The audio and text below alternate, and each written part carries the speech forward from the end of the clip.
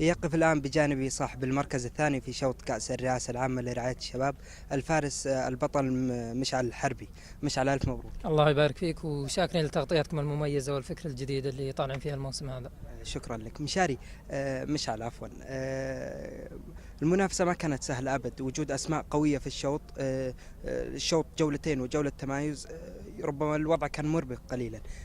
دخولك الجولة الأولى كان هادئ نوعا ما، شفناك في الجولة الثانية قد تكون أفضل جولة لولا الأربع نقاط جزاء اللي حملتها من الجولة الأولى. كيف شفت المنافسة؟ طبعا المنافسة قوية، لأن تقريبا في 6 جهات كانت هي المرشحة الشوط بناء على نتائج البطولات السابقة اللي هو المستوى ألف. طبعا دخول الجولة الأولى نظام الشوط كان جولتين، ما كان جولة وجنبوف، كان جولة، والجولة الثانية مسموح الدخول فيها بأي عدد أخطاء.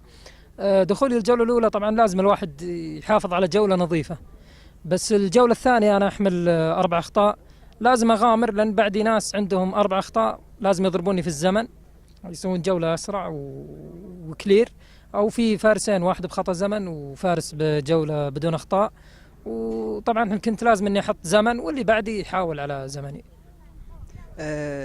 مركزك الثاني في هذه الجولة رفعك في مستوى النقاط في الترتيب العام.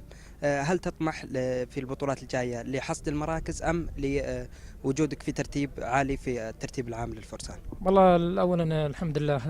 طبعا أنا فكرة الموسم هذا النقاط، أنا أفكر إني أكون من المتصدرين، مو بشرط أول، لكن أكون يعني من ال3 الأوائل أقل تقدير.